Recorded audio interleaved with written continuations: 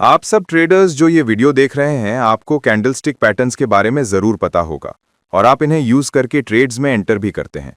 लेकिन ज्यादातर entries fail हो जाती हैं, है ना? फॉर एग्जांपल, जैसे ही मार्केट एक रेंज से ब्रेकआउट देता है और आप कोई बेरिश पैटर्न देखकर शॉर्ट ट्रेड लेते हैं, तो मार्केट तुरंत रिवर्स हो जाता है और आप फंस जाते हैं। डेली चार्ट पर भी जब आप पैटर्न्स देखते हैं, तब भी अक्सर प्रॉफिट नहीं होता। तो आज हम सीखेंगे कि सही जगह पर ट्रेड एंट्री के लिए कैंडलस्टिक पैटर्न्स को आइडेंटिफाई करने की टेक्निक्स क्या हैं। हर कैंडल जो चार्ट पर बनती है, वो 4 की वैल्यूज बताती है। कैंडल का साइज और मूवमेंट इन्हें पर डिपेंड करता है। अगर क्लोजिंग प्राइस उसकी ओपनिंग प्राइस से ऊपर है, तो मतलब बायर्स कंट्रोल में है।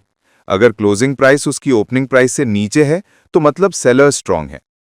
जैसे कि अगर कोई 5 मिनट बुलिश कैंडल ऊपर क्लोज होती है, तो इसका मतलब बायर्स ने उस टाइम फ्रेम पर कंट्रोल रखा।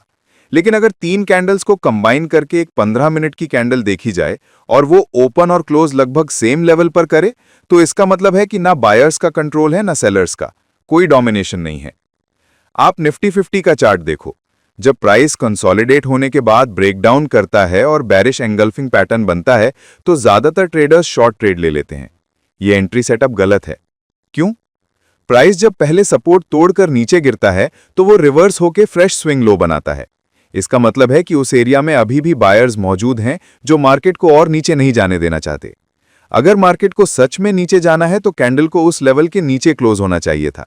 लेकिन रेड कैंडल उसी लेवल के अंदर क्लोज होती है, जो बताता है कि सेलर्स फेल हो गए कंट्रोल एस्टैब्लिश करने में। इसलिए हमें वेट करना चाहिए जब तक कैंडल उस लेवल के नीचे क्लोज ना हो। अगर वो ऊपर चली जाए और उस एरिया से ऊपर क्लोज हो जाए जहां से उसने पहले रिजेक्शन देखा था, तो इसका मतलब है कि सेलर्स कंप्लीटली फेल हो गए हैं। साइकोलॉजिकल लेवल्स भी इंपॉर्टेंट हैं। जब तक ये लेवल नहीं टूटेगा, तब तक अग्रेसिव सेलिंग नहीं होगी। तो याद रखो, सिर्फ कैंडलस्टिक पैटर्न देखकर ट्रेड लेना नुकसान देगा। आप टेक्निकल एनालिसिस तो जानते हैं, लेकिन लाइव मार्केट में एंट्री और एग्जिट का कंफ्यूजन रहता है। चार्ट पर आपको 3 प्राइमरी कैंडल्स मिलेंगी। ये वो कैंडल है जहां बायर्स या सेलर्स की वन साइडेड डोमिनेंस होती है।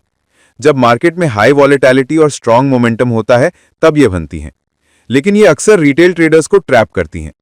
एग्जाम्पल, जब प्राइस कंसोलिडेशन के बाद बड़ी बुलिश मोमेंटम कैंडल बनती है, तो रिटेल ट्रेडर्स इसे रेंज ब्रेकआउट समझकर लॉन्ग ट्रेड ले लेते हैं। लेकिन होता क्या है?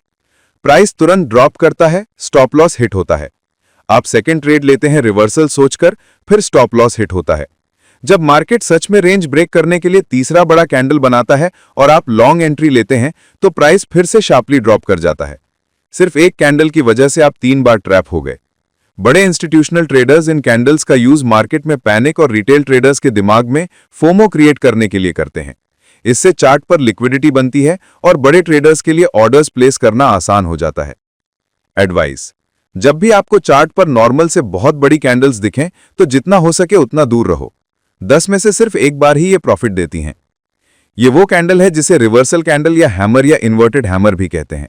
इसमें विक कैंडल बॉडी से बहुत ज्यादा बड़ी होती है, जो प्राइस रिजेक्शन को दिखाती है। एग्जाम्पल, निफ्टी 50 चार्ट पर जब प्राइस हायर लेवल से रिजेक्ट होकर 25,000 के साइकोलॉजिकल एरिया के पास आता है, तो लॉन्ग लोअर विक्स बनते हैं। ये रिजेक्शन कैंडल्स हैं। इसका मतलब है कि शुरू में तो सेलर्स हावी थे, पर नीचे के लेवल पर आते ही बायर्स एंट्री मार गए। सेलर्स कमजोर पड़ गए और प्राइस को नीचे क्लोज नहीं करवा पाए। बायर्स अब मार्केट को ऊपर ले जाना चाहते हैं। चार्ट पर देखो, अगर बेयर्स 3 बार लोअर लेवल को पुश करने की कोशिश करें और फेल हो जाएं और कैंडल्स का साइज भी छोटा होता जा रहा है, एंट्री कब लें? जब प्राइस आखिरी रेड कैंडल के ऊपर क्लोज हो जाए, तो हम रिवर्सल ट्रेड की प्लानिंग कर सकते हैं।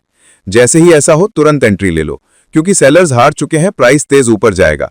बेरिश रिवर्सल में इसका उल्टा होता है, प्राइस ऊपर रिजेक्ट होकर नीचे गिरता है।